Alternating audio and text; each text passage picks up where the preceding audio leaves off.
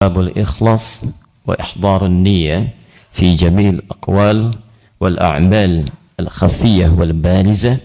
Bab tentang pembahasan ikhlas dan menghadirkan niat dalam setiap aktivitas kita yang tampak ataupun yang samar, tidak langsung ditampilkan pada banyak orang, yang turunan-turunan hadisnya dirangkum oleh Imam An-Nawawi dalam bab yang pertama berisi 12 hadis di situ. Dan kita sudah sampai pada hadis ke-12, bagian yang pertama di pertemuan terdahulu. Kini kita teruskan dulu supaya waktu kita bisa lebih bermanfaat. Nanti baru kita kemudian coba paparkan uraian-uraiannya sesuai dengan apa yang bisa kita kaji insyaallah. Baik, Bapak dan Ibu sekalian, saya ingin ingatkan dulu sejenak bahwa hadis yang kita bahas di bab ini, seperti saya uraikan di awal jumpa pertemuan kita, adalah hadis yang akan mengurai terkait bab atau penamaan yang tertuang dalam bab yang dituliskan oleh Imam An-Nawawi. Jadi ketika beliau mengatakan babul ikhlas, bab pembahasan tentang ikhlas, maka turunan-turunan hadisnya akan terkait dengan pembahasan-pembahasan ikhlas. Ketika beliau katakan wa ihdharun niyyah, pentingnya menghadirkan niat, maka hadis-hadis turunannya pun akan terkait tentang pembahasan niat. Nah, kita di pertemuan lalu telah berhenti pada kesimpulan di hadis ke-12 ini, di awal pembahasan, bahwa manfaat ikhlas dalam ibadah itu tidak hanya melahirkan pahala yang berlimpah, tapi juga bisa menghadirkan anugerah Allah saat berada di dunia, dan anugerah itu bisa berbentuk kelapangan atau kemudahan saat kita mendapati kesulitan. Jadi amal-amal yang dikerjakan dengan penuh keikhlasan itu tidak sekedar menghadirkan pahala yang banyak saat di akhirat, tapi bisa bermanfaat saat di dunia. Di antaranya bisa menjadi kemudahan solusi saat kita menghadapi persoalan yang begitu pelik dalam kehidupan. Ini yang disebut dengan wasilah, salah satunya ditunjukkan di Quran surah ke-5 Al-Maidah ayat 35. Di mushaf standar posisi paling kanan sebelah pojok di bawah. Ya ayyuhalladzina amanu taqullah, hei orang-orang yang telah menyatakan dirinya beriman kepada Allah. Perhatikan syaratnya ya. Hati-hati, barangkali kita membutuhkan ayat ini dalam kesempatan-kesempatan kini.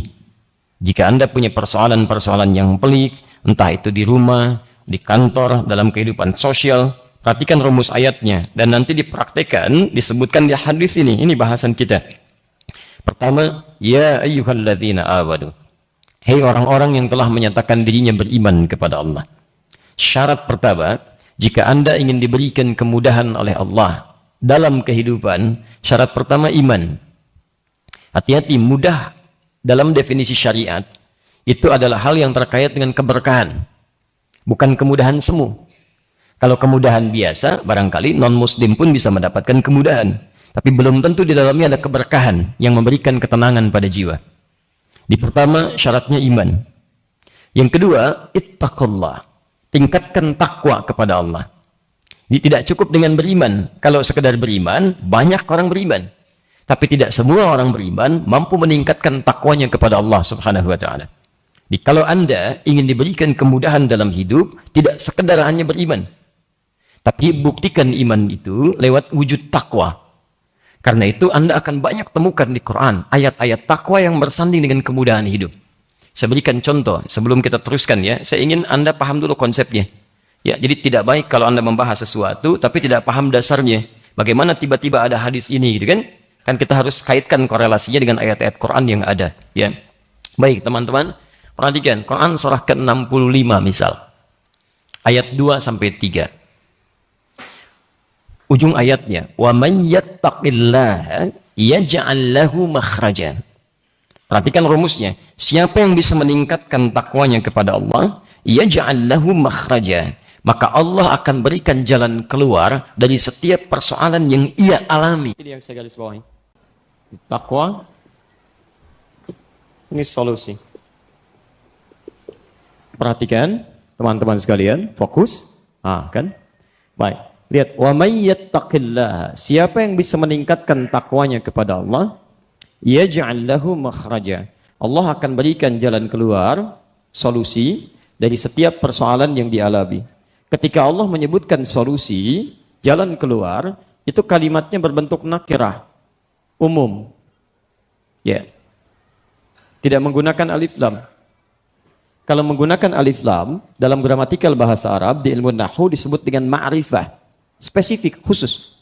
Jadi kalau misalnya kalimatnya menggunakan alif lam, yaj'al lahul makhraja, berarti hal yang diselesaikan itu cuma satu masalah saja. Satu persoalan.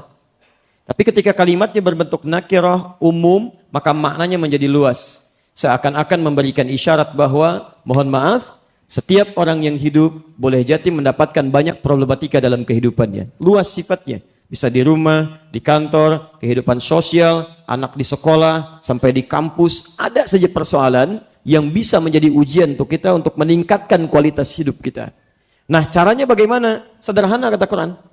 Tidak perlu biaya terlalu mahal, tenaga terlalu banyak. Ya, sederhana. Anda bisa tingkatkan takwa, kami selesaikan masalah aja kata Allah. Kasih solusi. Ya. Di orang takwa itu bukan nggak punya masalah, ada masalah. Barangkali bahkan lebih berat dibandingkan orang-orang biasa. Ya, cuma karena dia meningkatkan takwa sebelum menjalani masalahnya, Allah sudah ringankan sehingga terasa lebih mudah. Jangan dikira orang takwa misalnya nggak punya persoalan, tidak. Mungkin dia punya persoalan dalam hal kehidupan, kebutuhan hidupnya, punya persoalan dalam pikirannya, macam-macamnya. Tapi masya Allah ketika takwa itu meningkat, maka hidup menjadi lebih ringan. Ini poinnya. Bahkan persoalan rizki, karena kalau Anda lanjutkan ayatnya, wa yarzuqhu min haitsu la yahtasib. Bahkan urusan rizkinya pun rizki. Ya, itu masya Allah. Jangankan dari yang dia cari, dari sisi yang tidak diduga pun, yang tidak dia fikirkan, itu bisa didatangkan. Ya. Tiba-tiba datang, mau beli buah, tiba-tiba ada orang. Ya, orang memang wasilahnya, tapi siapa yang menetapkan? Allah Subhanahu Wa Taala. Gak usah bayar Pak, biar aja saya yang bayarin. Tiba-tiba Anda mau makan, mulai mau mencari makanan, datang diantarkan ke rumah, masya Allah. Ini diantara kemudahan-kemudahan hidupnya bisa didapatkan. Ya. Sama, jangan dikira para ustadz juga, para kiai, para ulama tidak punya persoalan, mungkin lebih banyak. Bahkan persoalan orang lain ikut dipikirin juga. Masya Allah, bukan persoalan sendiri itu, persoalan orang. Sehari begini, begini, begini. Apa dikira mudah menghadapi itu? Tidak. Makanya ketika Imam Asy-Syafi'i datang kepada Imam Waqi', mengeluhkan tentang persoalan hafalannya, keluhan Imam Asy-Syafi'i enggak seperti kita, mungkin beda titik, beda koma gitu kan. Baik, kita komanya belum nyampe sudah lupa gitu kan. Tayyib, syakautu waqi'an an su'i hifdhi. Saya mengadu pada Imam Waqi' tentang permasalahan hafalan saya. Fa nasahani an atrukal ma'asi. Maka beliau nasihati saya untuk tinggalkan maksiat. Ya, indah kalimatnya, tingkatkan takwa, jauhi maksiat. Faqala al-ilmu nurun wa nurullahi la yunzaru ilal asi. La yunzalu ilal asi. Ilmu itu cahaya, sedang cahaya Allah nggak akan diturunkan pada pelaku maksiat. Nanti kita akan lihat di antara makna takwa itu, kerjakan ketaatan, jauhi maksiat. Takwa nasihatnya. Jadi kalau Anda sekarang punya persoalan, nggak pernah tuntas, di rumah masalah, bagi sementara orang masalah yang sama cukup dengan senyuman. Masalah Anda udah 3 bulan nggak tuntas-tuntas. Coba dicek, mungkin takwanya yang kurang. Di kantor kenapa nggak pernah selesai? Lamaran sini disampaikan, sana disampaikan, proposal juga disampaikan. Sudah lamaran pernikahan ditolak, ini juga ditolak gitu kan? Apa masalahnya? Padahal Anda juga ya di atas rata-rata gitu kan? Apa yang salah? Mungkin ini persoalannya, takwa. Jelas ya? Jadi ketika Anda meningkatkan takwa, solusi itu datang. Sama dengan anak-anak juga Pak, Bu. Kalau ingin dibuka kecerdasannya, itu takwa yang berperan. Quran surah kedua, Al-Baqarah, ayat 282. Posisi paling kiri dari atas sampai bawah. Karena ayat terpanjang itu di Quran. Baik ya. Tapi lihat di ujung ayatnya saja. Wattaqullah wa yu'allimukumullah. Dan tingkatkan takwa Anda kepada Allah. Wa yu'allimukumullah. Dan Allah mengajarkan pada Anda pengetahuan. Itu tuh cara cepatnya mendapat pengetahuan. Jadi ada orang-orang yang cuma ikhtiar, belajar, baca macam-macam. Ada yang orang-orang selain dia belajar, dia coba tingkatkan takwanya kepada Allah. Siapa yang punya pengetahuan? Allah. Karena itu disebut Al-Alim. Allah yang punya rizki, Allah punya pengetahuan, Allah punya kemudahan. Kenapa Anda tidak mendekati yang punya itu untuk diberikan secara langsung?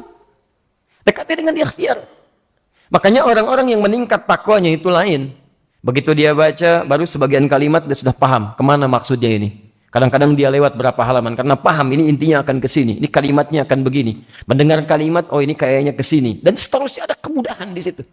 Ya. Silahkan cek. Nabi Muhammad pernah belajar? Kalau tidak tahu katakan wallahu alam, paling cepat gitu ya. Jangan banyak berpikir. Antum nih lihat mobil dipikirin, macet dipikirin, lihat ustaz dipikirin. Masya Allah, baik gampang. Kalau nggak tahu katakan wallahu alam. Nabi Muhammad pernah belajar? Oh, Masya Allah, ini luar biasa. Ya, tidak. Karena itu beliau disebut ummi. Nggak pernah baca, nggak pernah belajar, nggak ada guru yang mengajarkan. Makanya ketika turun ayat pertama, apa wahyu pertama kali turun? Ikra. Lihat kalimatnya, ikra. Tidak berhenti sampai situ.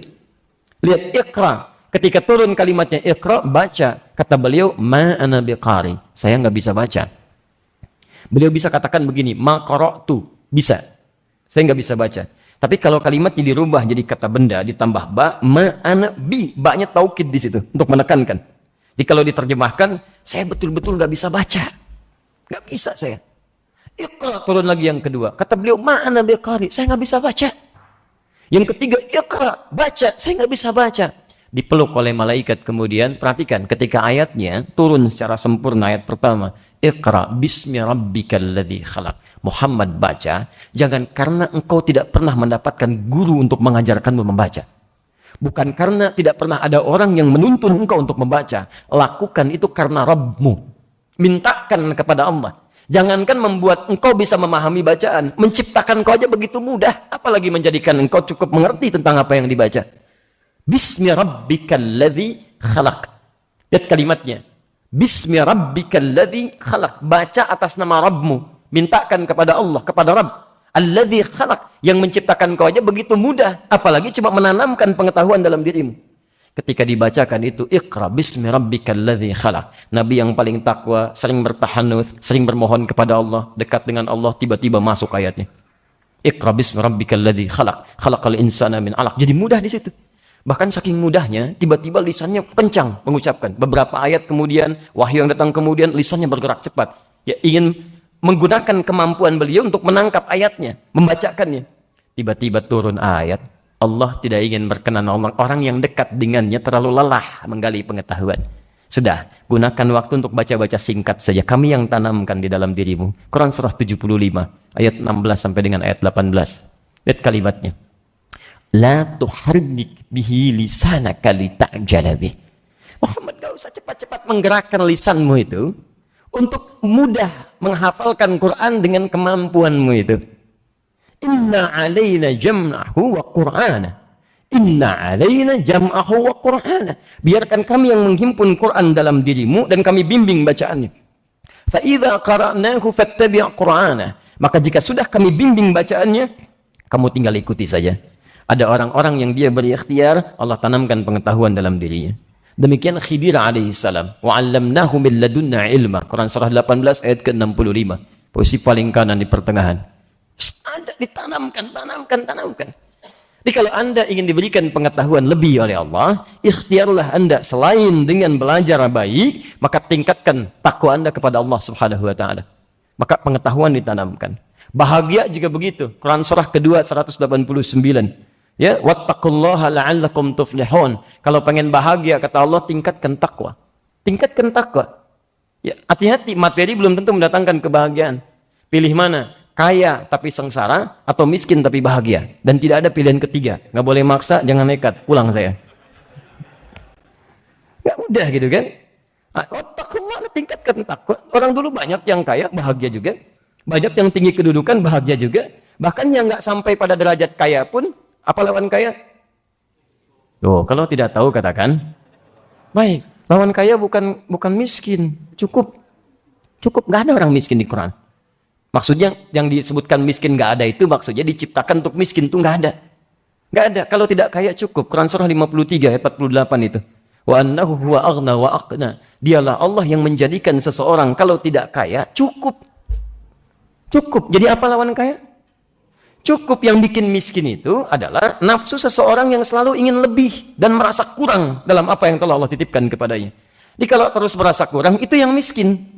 Orang yang banyak hartanya pun karena terasa kurang orang miskin sebetulnya. Makanya supaya tidak miskin, diberikan bagi dia zakat. Konsep zakat itu untuk mengentaskan kemiskinan, bukan untuk nyuapi orang mendapatkan bagiannya. Ya, makanya diberikan kepada orang miskin supaya keluar dari kemiskinannya. Quran surah 9 ayat ke-60. Innamas sadaqatu lil fuqara wal masakin. Silahkan cek Mu'adz bin Jabal. Dikirim oleh Nabi ke Yaman di periode beliau sallallahu alaihi wasallam. Mengamati orang Yaman sampai kembali. Rasulullah SAW meninggal dunia. Masa Umar bin Khattab diutus ke Yaman. Masya Allah, jadi gubernur. Antum tahu apa yang terjadi? 3 tahun hilang kemiskinan di Yaman. Cuma 3 tahun. Menggunakan potensi zakat itu. 3 tahun, Pak. Tahun pertama, 1/3 zakat dikembalikan ke Madinah, ke Baitul Mal. Umar marah di situ. Kenapa dikembalikan? Apa nggak ada orang miskin di Yaman? Kata Mu'adz bin Jabal, sudah 1/3 orang Yaman nggak miskin lagi. Tahun kedua, 2/3 dikembalikan. Masya Allah. Kata Umar, kenapa ini nambah lagi? Kata Mu'adz, 2/3 orang Yaman sudah nggak miskin. Tahun ketiga, semua zakat mal yang ada di Yaman itu dikembalikan, diarahkan ke pusat, ke Madinah untuk disebarkan ke kota lain. Kata Umar, kenapa semuanya? Udah nggak ada yang miskin di Yaman. Kata Mu'adz, sudah nggak ada yang miskin di Yaman. 3 tahun tuh. Jadi gubernur di Yaman. Luas Yaman nggak sama dengan Jakarta. Jauh luasnya. Negara kan sekarang tuh. Yaman Utara, Yaman Selatan. 3 tahun tuh.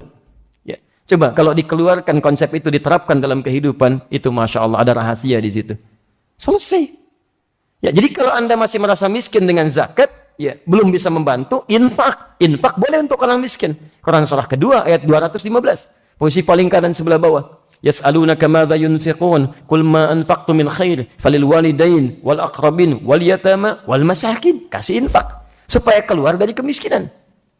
Dengan infak masih belum cukup, sedekah supaya keluar.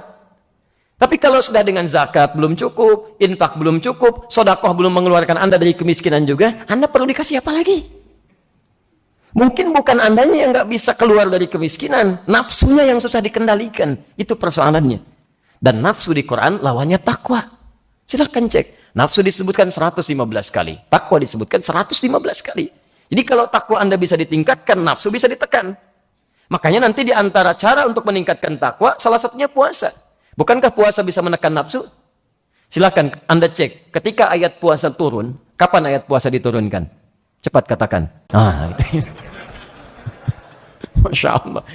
Ayat puasa turun hari Senin, tanggal 2 Sya'ban tahun kedua Hijrah. Turun ayat 183, surah Al-Baqarah, posisi paling kiri sebelah atas. Lihat ujungnya. Ya ayyuhalladzina amanu kutiba alaikumus siyam kama kutiba alal ladzina min qablikum la'allakum tattaqun. Takwa tuh. Ya, jadi poinnya itu. Jadi kalau kita bisa beriman kepada Allah, tingkatkan takwa, masa kebaikan-kebaikan didapatkan. Hidup mudah, rezeki juga cukup baik, kan? Kebahagiaan didapatkan, ilmu mudah diraih. Dulu anak-anak para ulama itu dari sejak zaman sahabat, di periode Nabi SAW, kemudian zaman sahabat, zaman tabi'in, itu ketika mulai tumbuh, yang diasah takwanya dulu. Ya, diarahkan ke masjid, alhamdulillah. Kenal dulu dengan Allah lewat sholat. Kemudian diarahkan menghafal Quran. Itu kalau Quran dengan sholat sudah bagus, kesananya tuh ringan sekali. Demi Allah saya katakan, penghafal Quran itu terbuka semuanya. Jadi asal tidak macam-macam lah. Asal nggak macam-macam dibuka oleh Allah. Rizkinya mudah, hidupnya lapang, tenang pikirannya, ringan gitu. Ya. Jadi kalau Anda ingin mendapatkan kemudahan di rumah, ada keberkahan, jadikan satu di antara anak-anak Anda penghafal Quran. Ini nasihat saya. Jadikan satu jadi penghafal Quran. Masa di antara anak nggak ada yang hafal Quran? Allah titipkan 1, belum jadi penghafal Quran. 2, belum juga. 3, belum juga. Sudah 10 anak, belum juga. Anda butuh berapa anak lagi? Coba cek. Kalau belum ada cucunya, ayo cepat. Mumpung masih belum kiamat gitu kan. Masih ada waktu kita maksimalkan. Ayo, kalau perlombaan dunia itu bukan untuk kita. Orang beriman itu akhirat lombanya. Antum ngapain nyengir dunia? Berlomba kok sama orang nggak beriman. Sayang antum. Ya, nggak ada di situ untuk kita, nggak ada. Kalau cuma masalah jadi juara matematika, bahasa Inggris, yang lain sudah jagoan. Ada yang juara olimpiade, macam-macam. Tapi itu kan nggak ada nanti saat dihisab. Di alam kubur aja nggak ditanya. Assalamualaikum, hei juara olimpiade. Nggak ada. Nisan aja nggak ditulisin. Apa yang antum banggakan? Penghafal Quran jasadnya dijaga. Qurannya disyafaat. Di atas dikasih mahkota. Ibu bapaknya dipanggil, diberikan mahkota lagi. Coba bayangkan, saat bapak dan ibu, anak-anak Anda yang lain diberikan mahkota di tangan anaknya, lalu Anda Sedang apa pada saat itu? Masih ada waktu. Kalau waktunya sudah habis, susah kita mendapatkan kesempatan itu. Tidak sedikit yang mengatakan Al-Quran ingin kembali untuk memperbaiki diri. Quran surah 63 itu. Ya, ayat ke-9 sampai 11. Fa'as-saddaqa wa akum minas salihin. Ya Allah, tolong ya Allah, beri kesempatan ya Allah. Saya pengen merubah hidup saya ya Allah. Tolong ya Allah, sejenak saja ya Allah. Untuk beramal saleh, meningkatkan sedekah. Ya Rabb. Tapi sudah nggak bisa. Wala yu'akhirallahu nafsan idza jaa ajaluha. Nggak bisa. Kalau sudah tiba ya tiba, selesai kata Allah. Ini ada orang-orang sudah nggak punya kesempatan, minta kembali. Anda dikasih kesempatan, nggak dimanfaatkan. Anda butuh kesempatan yang mana lagi? Dan paling aneh begini, sadar bahwa kemarin itu banyak salahnya. Sadar banyak kelirunya, sadar banyak kurangnya. Seharusnya orang yang sadar yang kemarin banyak salahnya, sisanya jangan salah lagi. Itu poinnya. Masa sudah mengerti banyak yang kurang kemarin, sekarang masih kurang juga? Anda butuh kesempatan berapa lama lagi? Halo? Nah, gitu kurang lebih gitu kan. Coba kita manfaatkan dalam kebaikan poin-poin ini. Nah sekarang yuk kita ambil contoh di sini. Bagaimana Ustaz bisa dibuktikan bahwa orang-orang takwa itu bisa mudah kehidupannya. Termasuk poinnya adalah ketakwaan ini. Kata Quran, kembali ke Quran surah kelima ayat 35. Wabtaghu ilaihil wasilah. Jika Anda sudah beriman pada Allah, meningkatkan takwa, maka Anda bisa mencari wasilah. Cara menggunakan perangkat dengan amalan takwa itu untuk memohon kepada Allah Subhanahu wa taala. Di satu, syaratnya beriman. Kedua, bertakwa, meningkatkan amal saleh. Takwa disebutkan 115 kali dalam Al-Quran. Saya selesaikan dulu ini sebentar. Takwa disebutkan kurang lebih derivasinya 115 kali dalam Al-Quran. Bisa berarti ibadah ritual yang ditingkatkan. Contohnya Quran surah kedua ayat 2 sampai 5. Dzalikal kitabu la raiba fihi hudan lil muttaqin. Siapa muttaqin ini? Alladzina yu'minuna bil ghaib, iman. Lihat syarat pertamanya. Wa yuqimunas salat. Wa mimma razaqnahum yunfiqun, infaq. Walladzina yu'minuna bima unzila ilaik. Ya, berinteraksi dengan Al-Qur'an. Yakin dengan akhirat. Jaminannya apa? Ayat kelima. Ulaika ala hudan mir rabbihim wa ulaika humul muflihun. Dekat dengan Allah, bahagia hidupnya. Tingkatkan ibadah ritual. Satu. Jika Anda rajin menunaikan ibadah ritual, maka ibadah ritual ini bisa digunakan oleh Anda ketika bermohon kepada Allah. Ikhlas tunaikan salat, ikhlas keluarkan infak, ikhlas berinteraksi dengan Quran. Ketika Anda mendapatkan kesulitan tertentu, sulit Anda hadapkan, maka dalam salat Anda bermohon kepada Allah. Rumusnya begini, rumusnya. Ya, saya kasih satu rahasia ya. Ini diantara kita saja malam ini. Gini, lihat. Kalau Anda sudah tunaikan sholat atau beribadah, ritual apapun itu, jangan langsung selesaikan. Tutup dengan doa. Tutup dengan doa. Itu tuntas itu seketika. Tuntas seketika. Anda kerjakan ibadah. Setelah selesai ibadah, isi dengan doa. Minta kepada Allah. Orang-orang yang berdoa setelah dia beribadah, apalagi ibadahnya dilakukan di waktu yang tidak setiap orang bisa mengerjakannya. Tahajud, mulai istighfar, menghafal Quran, lalu Anda berdoa kepada Allah, cepat itu dikabulkan. Cepat dikabulkan. Bahkan kadang-kadang ada orang yang belum meminta, Allah sudah berikan itu. Dan nanti kisahnya banyak di Quran, di kajian lain barangkali bisa kita bahas itu. Jadi kalau Anda sudah selesai, termasuk dalam sholat, kan ada itu petunjuk berdoa. Kalau Anda baca sunnahnya kan, ya setelah sholat apa yang dilakukan? Mohon jangan mengarang ya. Pelajaran mengarang hanya ada di bahasa Indonesia. Kalau tidak tahu katakan baik. Setelah sholat apa yang dilakukan? Wallahu alam. Jadi Anda melakukan apa setelah sholat selama ini? Kenapa kita malam ini ya? Baik. Teman-teman, Quran surah keempat ayat 103. Posisi paling kanan sebelah atas. Sedikit ke tengah. فَإِذَا قَضَيْتُمُ الصَّلَاةَ فَاذْكُرُوا اللَّهَ. Jika Anda telah tuntas mengerjakan sholat, segera berzikir kepada Allah. Zikir, qiyaman. Kalau buru-buru sambil berdiri kata Allah. Jadi sebetulnya buru-buru Anda tidak harus menepikan Anda untuk bisa berzikir. Masa nggak ada kesempatan dari sini keluar ke mobil? Saya buru-buru ya. Masya Allah, apa Anda akan terus katakan sampai dengan ke mobil? Saya buru-buru, saya buru-buru, saya buru-buru. Masya Allah.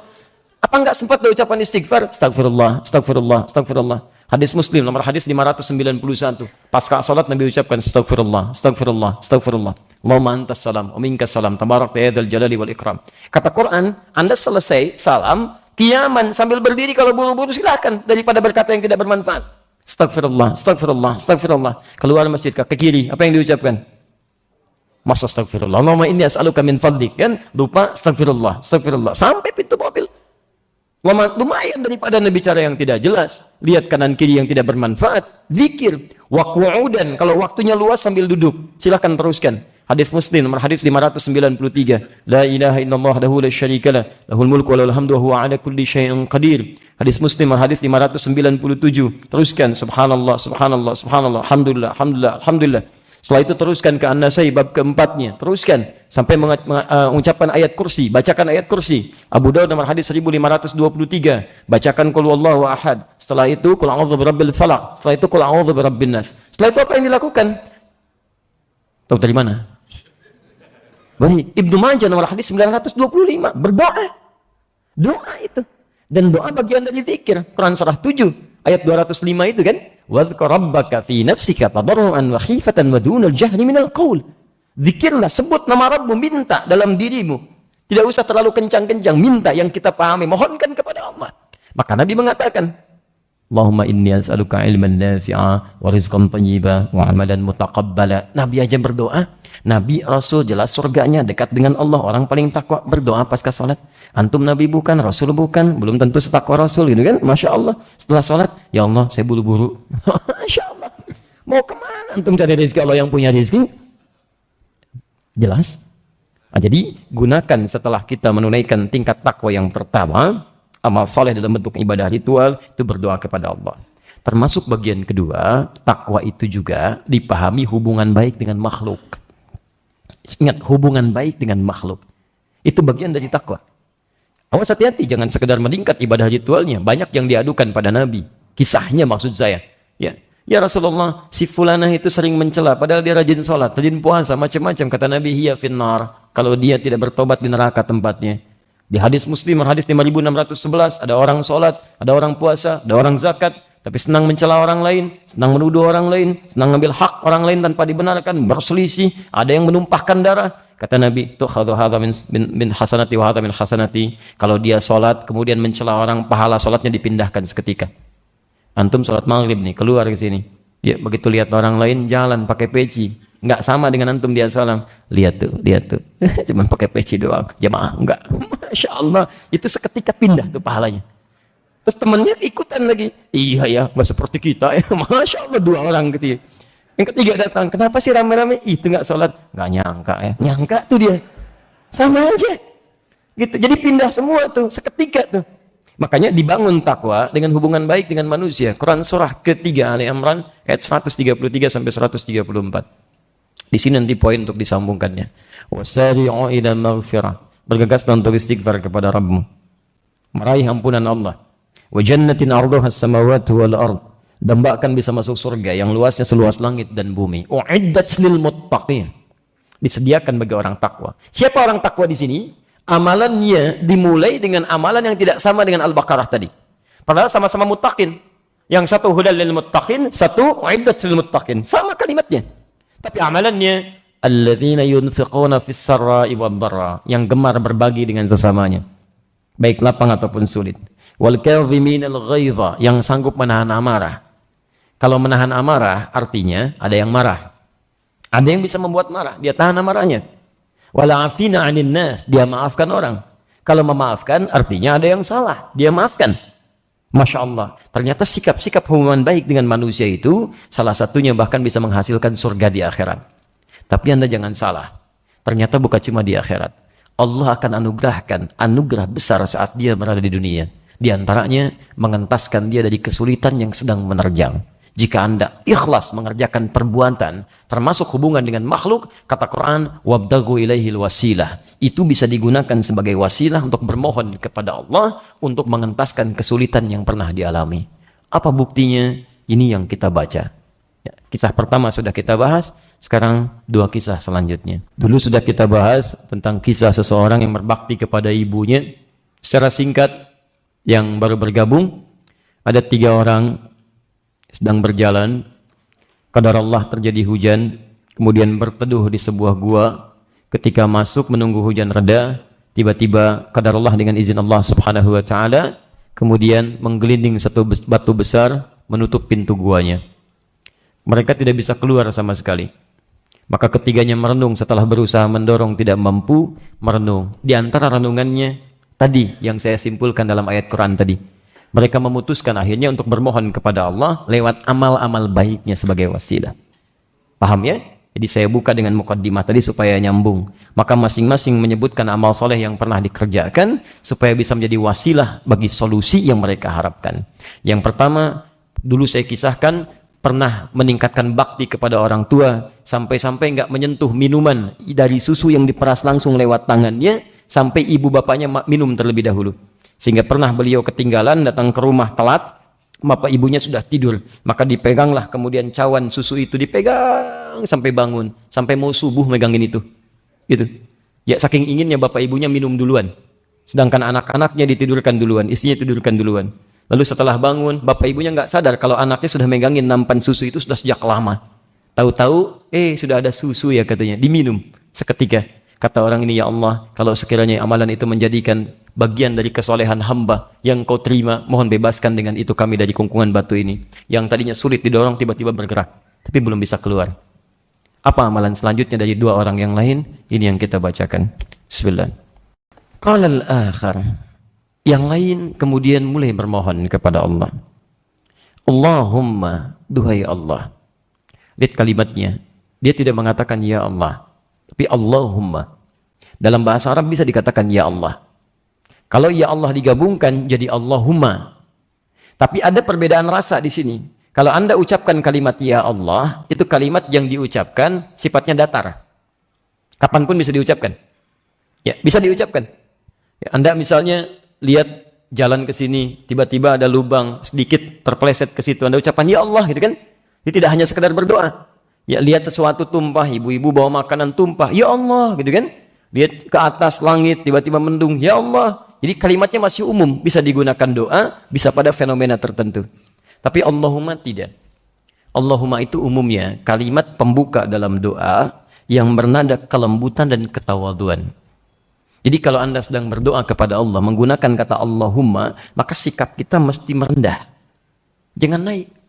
Allahumma, itu nggak tepat. Anda turunkan, mohon dengan penuh kelembutan. Maka sikap lembut inilah yang menghadirkan rahmat Allah turun kepada Anda semuanya. Paham sampai sini? Ya, jadi Allahumma jarang digunakan untuk fenomena. Ya, misalnya ibu-ibu bawa baskom tiba-tiba tumpah jusnya. Allahumma, hampir nggak pernah dengar saya begitu. Ya, baik. Jadi kita teruskan. Allahumma, duhai Allah, bermohon dia. Innahu kanat libnatu amb. Saya punya sepupu, anak paman, perempuan, cantik, luar biasa. Kanat ahabban nas ilayya. Dan dia sosok yang saya cintai di antara sekian orang yang pernah saya temui. Jadi ini mencintai anak pamannya, kan? Saking cintanya muncullah perasaan suka yang mendalam, jatuh cinta lah di sini. Ya. Kemudian wa fi riwayah, dan dalam riwayat lain kata Imam An-Nawawi, kuntu uhibbuha ka ashadda ma yuhibbu rijalun nisaa. Bahkan saya sangat mencintainya seperti laki-laki yang tengah dibabuk cinta pada seorang perempuan. Memang sudah sampai pada tingkatan cinta luar biasa, sehingga nah ini yang jadi persoalan. Ini yang jadi persoalan. Kalau sudah masuk hal-hal yang demikian, seharusnya itu harus diselesaikan. Imma Anda mengungkapkan kalau ada rasa lewat perwakilan disampaikan dan sebagainya, jangan banyak dipendam lama-lama. Setan bermain nanti di situ. Kalau memang sudah waktunya, punya rasa, ada ketertarikan, sampaikan.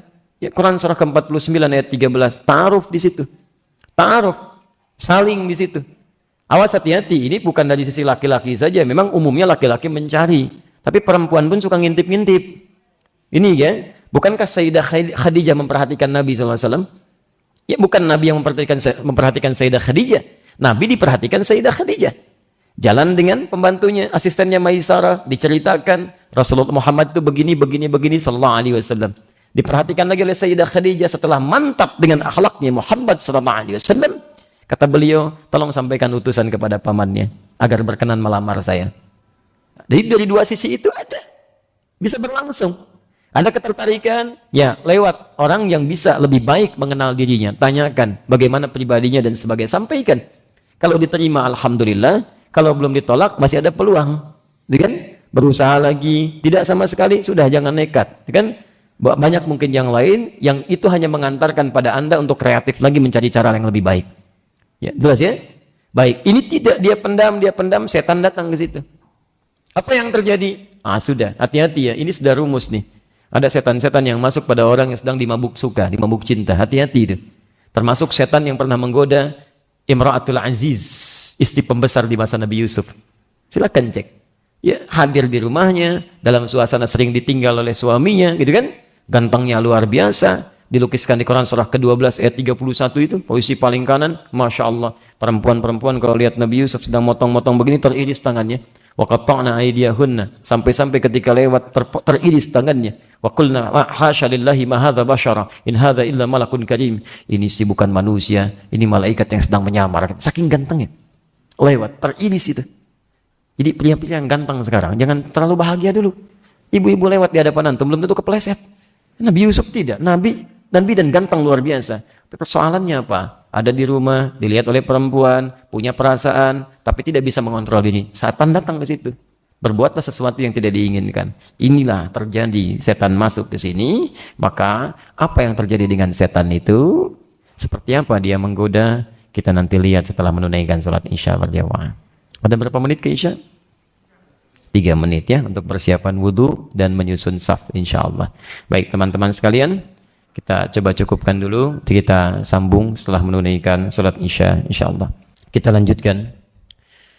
Orang kedua menengadah kepada Allah bermohon, Allahumma ya Allah, sungguh saya pernah mencintai seseorang, anak paman saya. Begitu besar cinta saya kepadanya, sampai saya dilarung cinta luar biasa, layaknya anak muda yang tengah jatuh cinta pada seorang perempuan. Fa'aradtuha ala nafsiha, maka saya pun memaksakan dirinya untuk menjadi atau menerima cinta saya. Dia menyampaikan dalam keadaan mendesak si perempuan itu supaya mengikuti keinginannya. Ya. Famtana'at minni hatta alammat biha sanatun minas sinin. Maka penolakannya itu begitu membekas pada hati saya. Terluka saya dengan itu. Sampai saya merasakan penderitaan berlangsung dalam hitungan tahun. Membekas. Masya Allah. Cinta yang tertolak, keinginan yang tak terpenuhi. Sudah disiapkan, pengen-pengen disampaikan, tiba-tiba ditolak. Gitu kan? Dalam keadaan yang tidak biasa. Sampai satu ketika, faja'atni. Sampai datanglah dia kepada saya. Ini tidak dijelaskan di sini, tapi dalam riwayat lain disebutkan bahwa bapak si perempuan ini, ya bapak si perempuan, ini pamannya si yang tadi, itu terlibat satu pinjaman kepada laki-laki ini yang belum terlunasi, ya, dan mendapatkan satu kesempatan si laki-laki itu untuk menekan bapaknya, sehingga diutuslah anaknya untuk meminta keringanan. Itu dalam kisah yang lain, di sini tidak ditampilkan. Maka ketika datang si perempuan ini, fa'ataituha 20 wa 100 dinarin. Saya berikan kepadanya 120 dinar keping emas. Jadi kalau dikaitkan dengan kisah yang semula, tidak hanya sekedar meringankan, awas hati-hati utang bapaknya, tapi kalau mau mengikuti keinginan saya berikan 120 keping emas. Dinar emas. Tidak mudah itu tawarannya. Ibu kalau dikasih emas 120 kilo mau enggak? Awas hati-hati, tapi tawarannya ini nggak mudah, kehormatan diri. Sedangkan manusia, khususnya perempuan, itu diisyaratkan oleh Al-Quran, seringkali, hati-hati, seringkali larut kehormatan dirinya, atau bahkan keadaan dirinya itu, dengan tawaran-tawaran yang menghadirkan perhiasan dalam kehidupannya. Quran surah ketiga, Ali Imran, ayat ke-14, posisi paling kanan sebelah bawah. Zuyyina linnasi hubbus syahawati minan nisa. Dihiasi laki-laki itu atau bahkan perempuan untuk senang pada pasangannya. Di sini laki-laki diisyaratkan karena laki-laki cenderung mencari. Zuyyina linnasi hubbus syahawati minan nisa. Dihiasi laki-laki itu senang terhadap perempuan. Wajar, normal. Artinya kalau laki-laki senang ke laki-laki, tidak normal dia. Awas hati-hati, fitrahnya demikian. Begitu sebaliknya. Jangankan manusia, binatang pun begitu. Silahkan antum cek, kambing jantan senangnya ke betina Pak. Demi Allah saya katakan, sampai hari ini cek sampai Idul Adha tuh, Anda nggak akan pernah temukan kambing homo. Laki-laki, berdasar penelitian, kambing 2017 senang kepada kambing jantan lagi. Masya Allah, belum saya temukan itu. Belum pernah ada sapi lesbi. Kalau ada, mungkin nggak bisa digunakan kurban itu. Ya, nggak bisa dipakai, nggak ada dan tidak ada fitrahnya demikian. Kambing aja tahu pasangannya. Yang tidak punya akal mengerti pasangannya. Masa yang punya akal tidak mengerti siapa lawannya? Hati-hati ya. Ini sesuatu yang tajam ditontonkan kepada kita. Ada yang salah dengan pemikiran manusia di sini. Baik, maka hubbu syahawati minan nisa wal banin, senang mendapat keturunan. Awas, setelah itu apa? Wal qanatiril muqantarah. Juga perhiasan-perhiasan yang dikumpulkan, ditanam, dihadirkan minadz zahab, emas. Dan ini disandingkan kepada perempuan. Di perempuan cenderung lebih senang dengan emas sebagai perhiasan dalam dirinya. Awas, baik emas yang digunakan di jarinya, emas tono, emas toni, emas asep dan sebagainya. Tidak hanya itu, perhiasan yang melekat pada dirinya cenderung senang. Makanya di perhiasan bagi dirinya. Wajar Pak kalau perempuan minta emas. Nikah juga maharnya emas. Karena itu yang menghiasi bagian dari dirinya. Tampak bagian keindahannya yang mesti dijaga dalam kehidupannya. Tapi jangan lupa di situ akan jadi bagian kelemahan bagi perempuan. Dan emas itu bukan diartikan dengan emas juga. Dalam dulu, konteks orang dulu, kalau disebutkan emas, itu artinya harta yang bernilai. Bisa uang banyak, bisa hadiah, bisa macam-macam. Tuh, jadi bukan cuma pada emasnya saja, maksudnya sesuatu yang bernilai, senang barang gitu. Senang sesuatu yang bisa digunakan, bisa tampil dalam keindahan. Ini poinnya. Dan tidak sadar kadang-kadang itu jadi satu kelemahan. Dan ini terbukti sampai hari ini. Tidak sedikit perempuan-perempuan tergoda oleh laki-laki tertentu yang nakal, gitu kan? Hanya diberikan tawaran-tawaran harta benda tertentu lalu menggadaikan kehormatan dirinya. Itu yang harus luar biasa dijaga. Hati-hati, zaman sekarang sudah luar biasa. Ya, saya ada kolega ustadz berdakwah khusus di daerah Doli itu pada saat itu. Yang ditutup di Surabaya itu tantangannya luar biasa. Memang nangis kita itu kalau dengar-dengar kisahnya. Alhamdulillah sudah ditutup. Semoga Allah berikan keberkahan pada orang-orang yang terlibat dalam kebaikan. Tapi jangan dikira mudah itu. Kalau sudah masuk ke dalam dunianya, tidak mudah untuk keluar. Bahkan menyadarkan saja tidak mudah. Datang ustadz kolega kami berdakwah di sana sampai nangis itu perempuan-perempuan yang itu ya. Tiba-tiba ada yang seperti tersadar datang. Salah satunya, ustadz, terima kasih telah memberikan pencerahan. Saya terharu kepada ustadz. Terima kasih membuat saya sedikit berubah. Untuk ustadz, saya kasih diskon 50%. Masya Allah. Itu nyata itu. Nyata, terdengarnya seperti lucu, tapi memang nyata. Di cara berpikirnya sudah begitu gitu kan. Jadi kalau sudah kebanyakan berbuat sesuatu yang salah, nanti tertutup itu pintu-pintu kebaikannya. Masuknya susah. 50%. Allah quwwata illa billah. Wa fi adhanihim waqra. Quran surah ke-6 ayat ke-25. Telinga ada sumbatan. Jadi kalau yang haram masuk pada dirinya, beredar dengan darah, jadi daging itu menutup. Ke mata. Awas hati-hati. Wa ala absarihim ghishawah. Di matanya ada penutup. Jadi melihat yang baik-baik susah. Lihat ke masjid susah. Lihat masjid susah. Dengar azan marah. Diajak ke taklim, ngajak debat, gitu kan? Nah itu susah. Itu kalau sudah masuk penutup itu demikian. Imma dengan maksiat atau yang haram masuk pada dirinya. Itu yang berbahaya. Nah, jadi saya tekankan sekali lagi hati-hati ya. Hati-hati perempuan-perempuan khususnya jaga diri jadi kehormatan. Surganya banyak bagi perempuan itu. Pakai hijab ada surga di situ. Menutup aurat ada surga di situ. Taat pada suami dalam hal kebaikan dan surga di situ. Masya Allah. Ya, karena itu Allah jaga. Karena diciptakan dengan penuh keindahan dan surganya ada di situ. Jangan berikan surga pada orang lain yang bukan pada haknya. Ya, maka apa yang terjadi kemudian? Di sini terjebak dia. Kemudian ada an tukhalliya baini wa baina nafsiha fa fa'alat. Saya berikan 120 dinar emas supaya dia bisa memberikan cintanya kepada saya sampai melakukan hubungan yang terlarang. Maka dia setuju. Setuju. Ya dalam keadaan terdesak datang 120 dinar ya. Masya Allah. Dinar emas dalam konteks dulu itu berharga sekali, luar biasa. Dirham aja sudah dicari, apalagi dinar. 120 keping lagi. Baik ya, tidak mudah tuh tawaran dunia dengan menghormatkan, menggadaikan kehormatan diri, dan itu di hadapan Allah Subhanahu wa Ta'ala. Hati-hati. Maka kemudian dia menerima dengan polos pada saat itu, setan masuk ke situ, hatta idza qadartu 'alaiha. Sampai-sampai terjadilah kemudian waktu yang ditentukan itu. Ya, saya terjemahkan dengan bahasa yang mudah dipahami.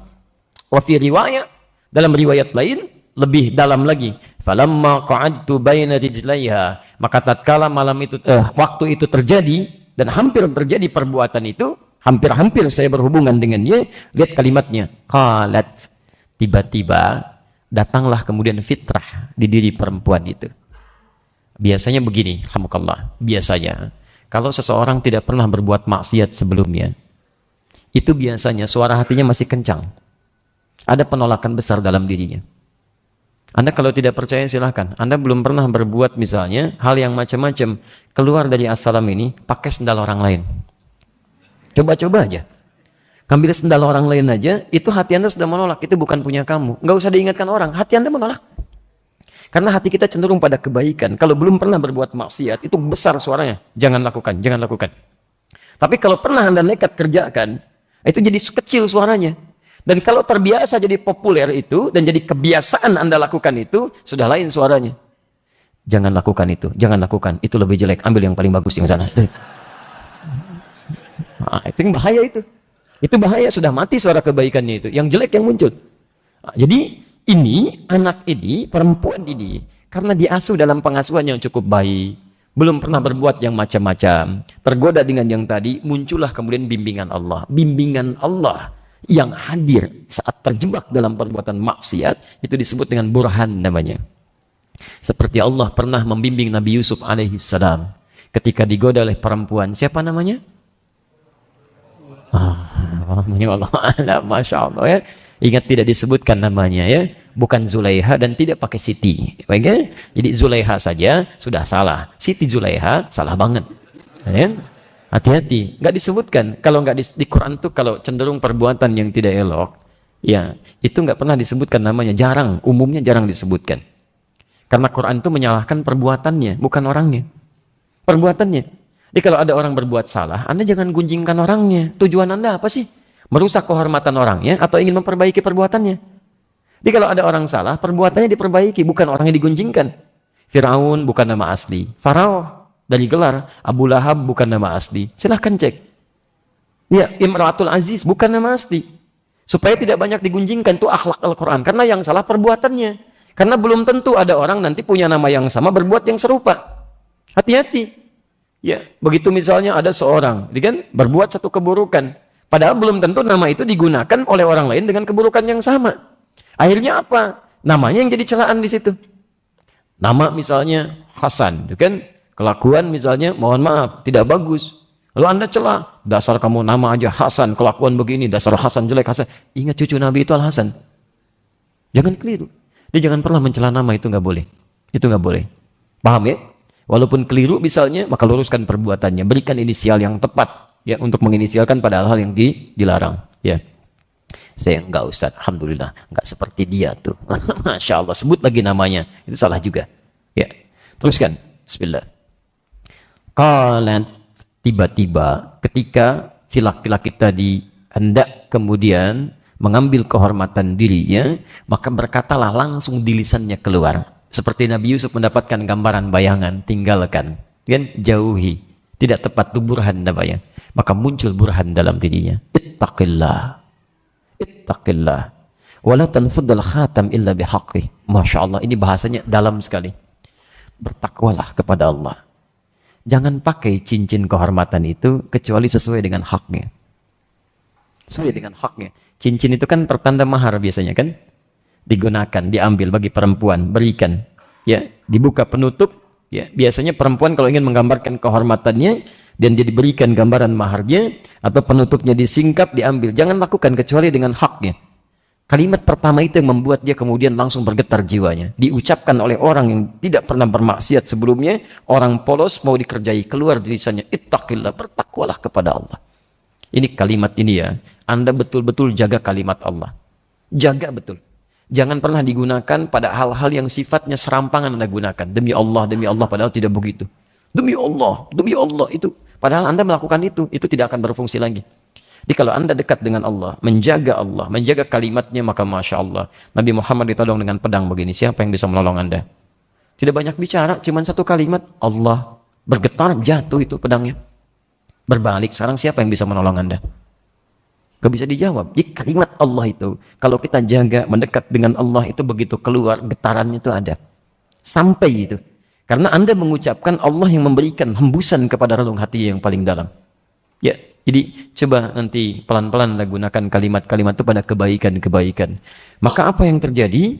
Lihat kalimatnya. Fansaraftu anha wa hiya ahabbun nasi ilayya. Tiba-tiba ketika mendengar kata-kata itu, fansaraftu, insarafa itu kaget langsung berpaling. Sarafa, gitu kan? Ada getaran dalam jiwanya, langsung ditinggalkan. Ya, saking kagetnya getaran itu, sampai kata orang ini, lihat kalimatnya, wa taraktu dhahaba alladhi a'taituha. Sampai-sampai saya saking kagetnya, saya tinggalkan bahkan dengan emas-emasnya. Seakan ada kesadaran dalam jiwanya, salah saya ini, salah, nggak benar saya, takut. Masa saya melakukan yang demikian ketika Allah menyaksikan saya? Apa jadinya di hari kiamat? Nah, ini rumus kepada kita. Kalau Anda terfikir berbuat maksiat, langsung bayangkan seketika Allah sedang melihat. Apa nggak malu bermaksiat dilihat Allah? Ada tawaran di kantor, Pak ini proyeknya Pak, sekian ratus miliar, Masya Allah, dilihat gini. Oh bagus juga ya, baik. Tolong ditutup pintu semua, begini. Anda mau tanda tangan. Bayangkan ketika tanda tangan, Allah saksikan itu. Apa nggak malu Anda bermaksiat dilihat Allah? Bayangkan saat Anda lihat handphone sendirian begini, Allah melihat Anda, mengamati Anda, menyaksikan Anda. Dan Anda sedang merasa terhina di hadapan Allah Subhanahu wa taala. Kalau belum sampai juga paham, bayangkan seketika meninggal. Saat Anda tanda tangan, Anda meninggal. Saat sedang lihat gosip, Anda meninggal. Saat sedang mencela, Anda meninggal. Kalau sudah nyaman dengan suasana itu, biasanya lebih mudah memalingkan kita dari maksiat. Maka orang ini merasakan bagaimana saya maksiat di hadapan Allah. Allah melihat saya dan sebagai dia tinggalkan. Fansaraftu, saya tinggalkan. Saking kagetnya saya tinggalkan. Bahkan dia katakan wa taraktu dhahaba alladhi a'taituha.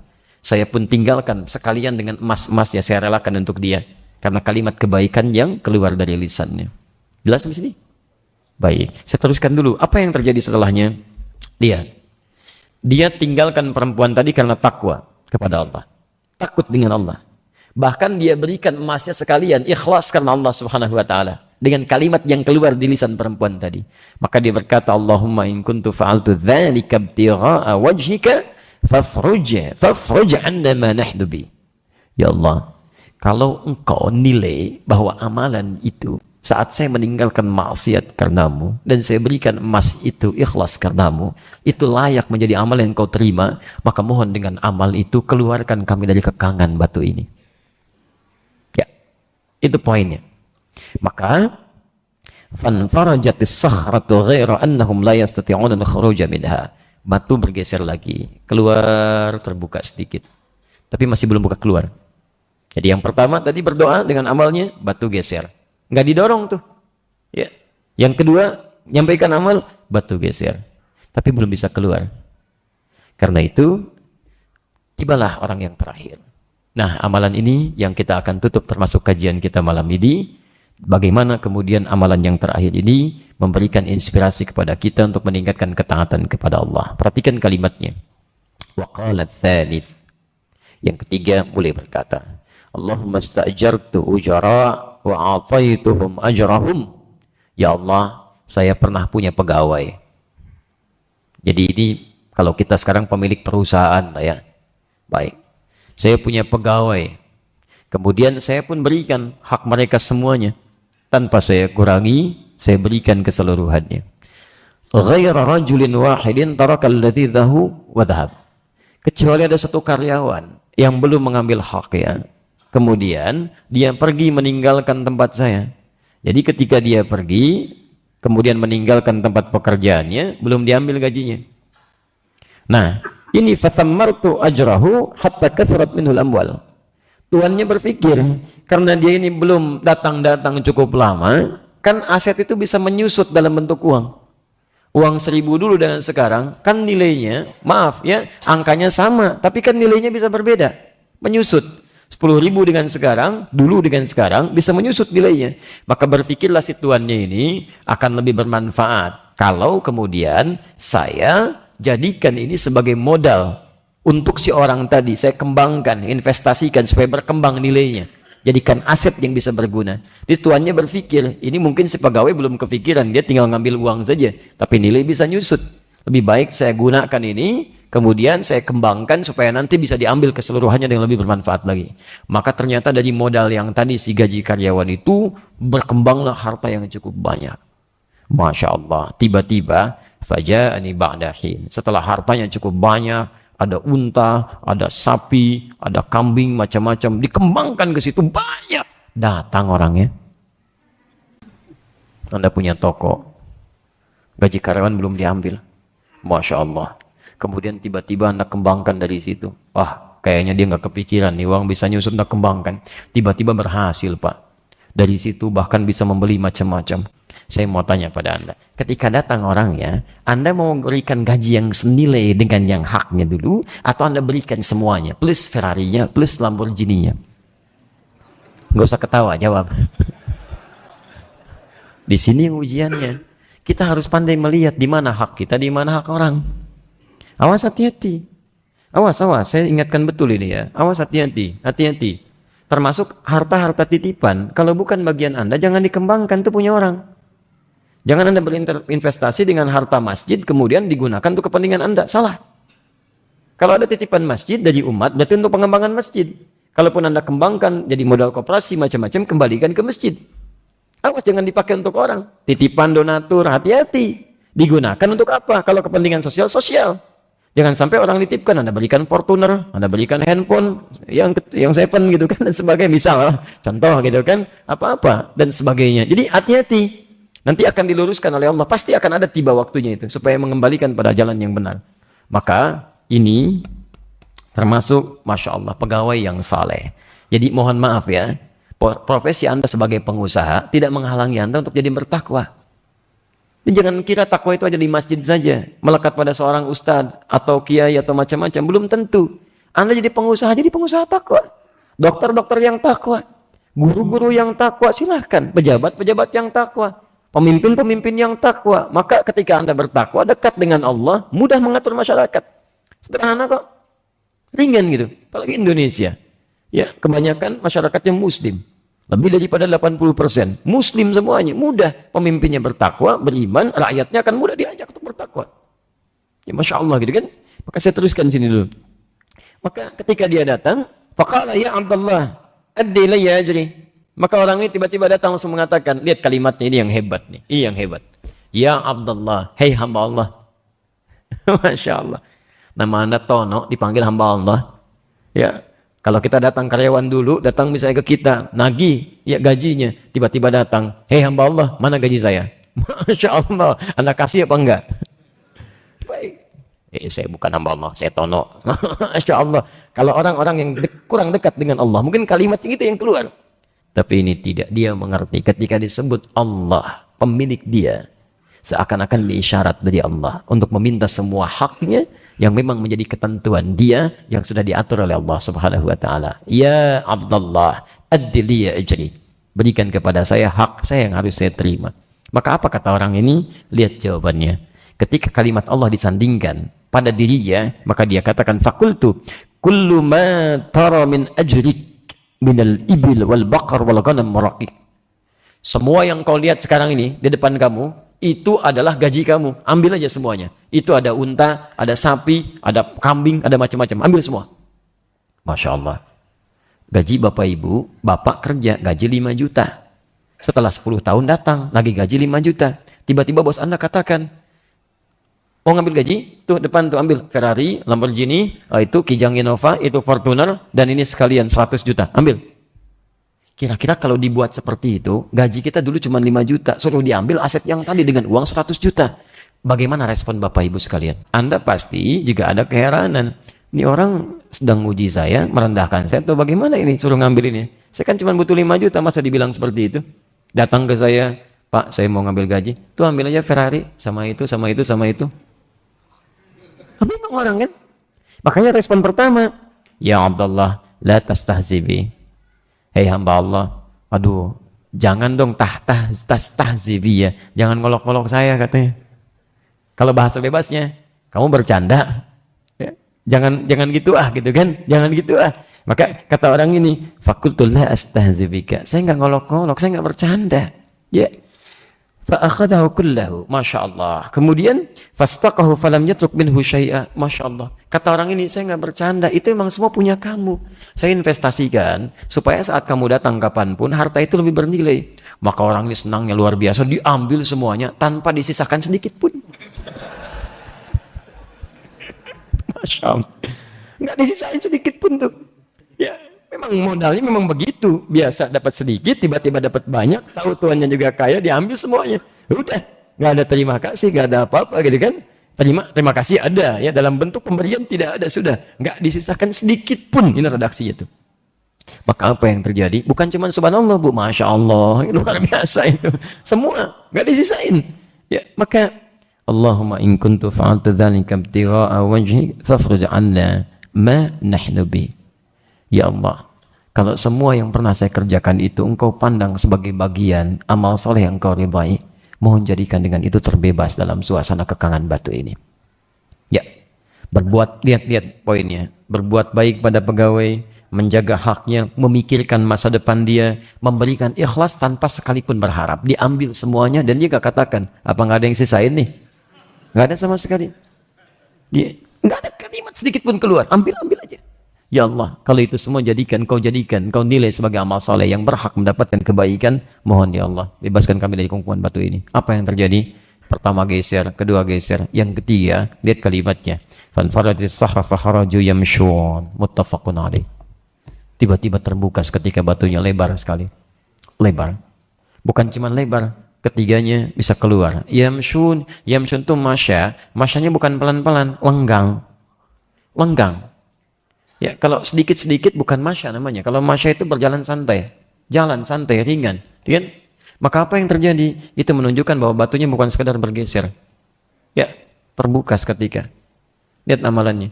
Ketika Anda bisa mengerjakan sesuatu dengan ikhlas karena Allah, tidak berharap apapun dari orang lain, Anda memberikan tanpa pernah meminta sesuatu darinya dan sebagainya, maka itu nilainya lebih di sisi Allah Subhanahu wa taala.